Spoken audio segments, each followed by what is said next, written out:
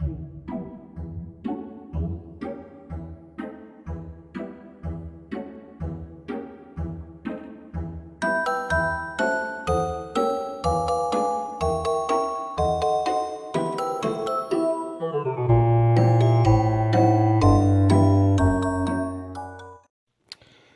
so on this project, I told you we're going to bring the good, the bad, and the ugly, right? Well, here's something that's in between. This is going to be the control board that's going to run the trolley, the pump jack motor, drive motor. So, in essence, what I have here is this is going to be a pickaxe chip in here. We have two relays, forward and reverse. This is going to be represent the switch or the contact that's going to be on the car itself. It will be triggered by something like this that's going to be in the track. See, once it goes over, it triggers that. That's going to tell the system what to do. So just to review on this, this is the outlet or plug that I can program the chip with, and this is going to be my power supply. This is a voltage regulator. So the pickaxe chip runs on 5 volts. The pump car trolley or track is going to be 12 volts. And I need it to be 12 volts for some various reasons, but that's how we're going to work it. So what we need to do is step down the voltage to the pickaxe. So what we have here is a voltage regulator. And this basically will take your 12 and drop it down to the 5, which will play real nice with the pickaxe. So here's our problem. This is a 7905 voltage regulator. It is what's called a negative voltage regulator, so it really pumps to the negative end. I need a 7605, and I didn't realize that when I was building the board. Do I have a 7605? No.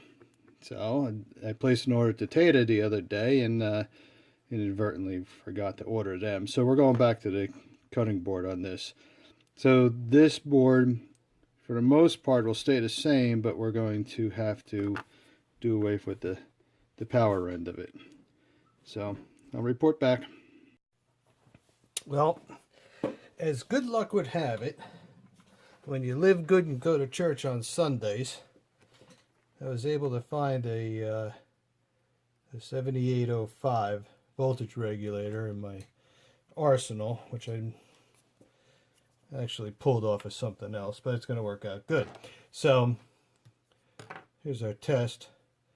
This is on the pickaxe chip. The top left is the positive, the top right is the negative, and we got 5 volts. We're clean. So this is good.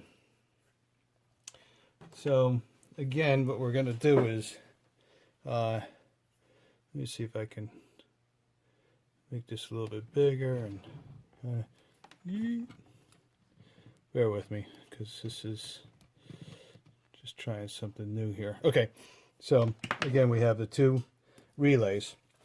Pickaxe chip will be triggered by the track switch.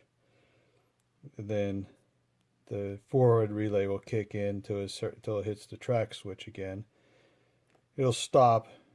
The back relay, reverse relay, will kick in. What this basically does is just changes the polarity on the motor. These are the outputs for that.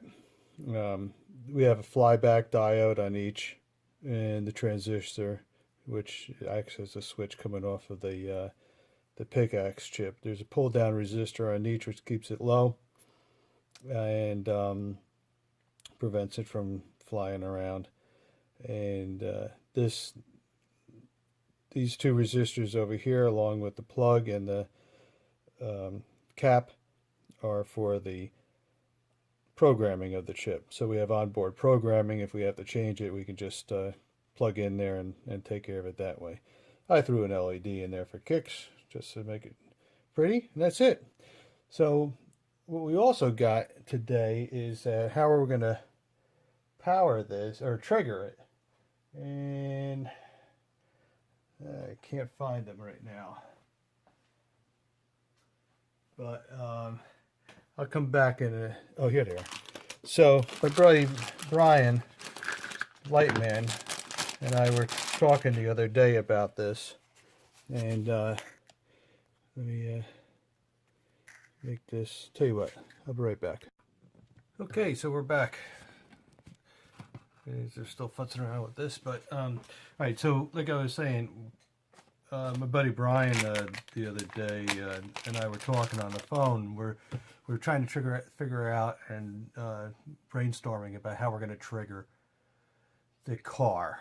The car is going to be stationary until we have a guest come and push the button to make it run. So how are we going to get that completed? So one of the options I had was to have the control board off the track, and it would just be hardwired into the switch, and then just run the controller off the track. And what it would do is just change the polarity on the rails, and thus move the track back and forth. Well, the only problem we had with that was that I'm using PWMs and or motor controllers.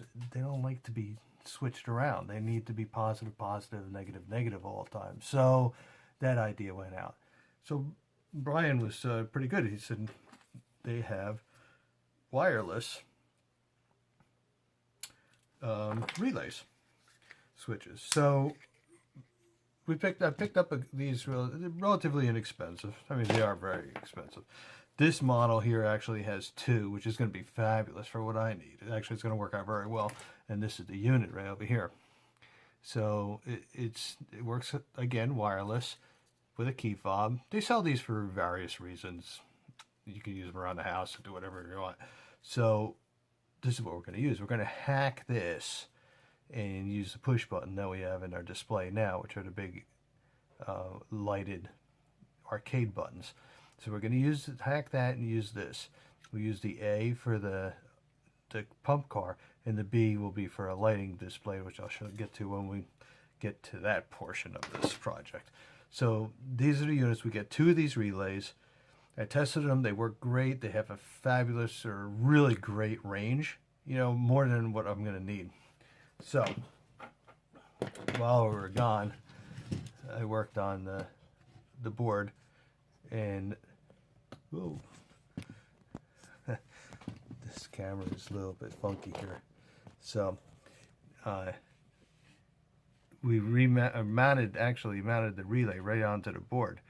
So it's going to work out great. We're going to have one switch over here, which is going to be the trolley track switch, and then this switch here will come off the relay. So this will trigger it to start the program. This will be the forward reverse. Again, our pickaxe, our voltage regulator, everything in nice little compact thing. So big thanks again to Brian. Sorry. We all tend to work together on that. You know, that was pretty interesting. All right, guys. Talk to you in a few.